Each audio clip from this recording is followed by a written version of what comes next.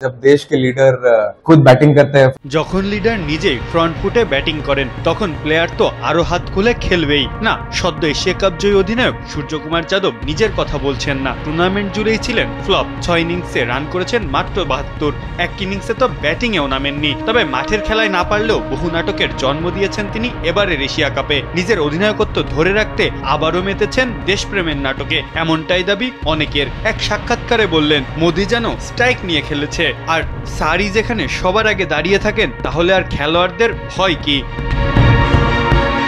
ভদ্রলোকের খেলা ক্রিকেটকে অসম্মানিত করতে কোনো কমতি রাখেনি ভারত পাকিস্তান। সবশেষ এশিয়া কাপে হাত না মেলানো, অফিসিয়াল ফটো সেশন না করা, টসের সময় দুই অধিনায়কের জন্য দুইজন আলাদা উপস্থাপক আনা, কি বা করেনি তারা? শেষ অবধি তো পিসিবি সভাপতির থেকে ট্রফিটাও নেয়নি ভারত। ক্রিকেটকে উপহাস বানিয়ে ট্রফি ছাড়াই করেছে উদযাপন, কিন্তু এর সবই যেন লোক দেখানো দেশপ্রেম। কেননা এশিয়া কাপের শুরুতেই বেশ হাসি খুশি মুখেই পাকিস্তানের মন্ত্রী ও পিসিবি চেয়ারম্যানের সাথে হাত মিলিয়েছিলেন সূর্যকুমার যাদব। এমনকি মাঠে হাত না মেলালেও প্রেস কনফারেন্সে ঠিকই হাত মিলিয়েছিলেন পাকিস্তানের অধিনায়কের সাথে। তাহলে মাঠের বাইরে এমন নাটকের মানে কি? এমন প্রশ্ন এখন ছুড়ে দিচ্ছেন অনেকে।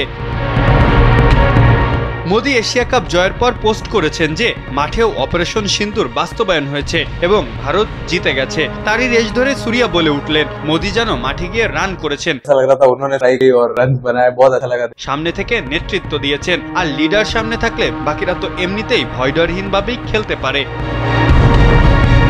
তবে ভারতীয় দলের অধিনায়ক সূর্যা কুমার যাদব নিজে মাঠের খেলায় ছিলেন সুপার ফ্লপ। পাকিস্তানের বিপক্ষে গ্রুপ পর্বে 37 বলে 47 রানের ইনিংসটা বাদে ব্যাট হাতে কিছুই করতে পারেননি তিনি। আরব আমিরাতের বিপক্ষে 7 রান, বাংলাদেশের বিপক্ষে 5, শ্রীলঙ্কার বিপক্ষে 12 আর পাকিস্তানের বিপক্ষে সুপার 4-এ মেরেছিলেন ডাক এবং সবশেষে ফাইনালে মাত্র 1 রান করে দলকে ফেলেছিলেন বিপদের মুখে। তাই তো অনেকেই মনে করছেন মাঠে ভালো করতে না পেরে মোদিকে বাড়তি প্রশংসা করে নিজের গদি শক্ত করতে চাইছেন তিনি।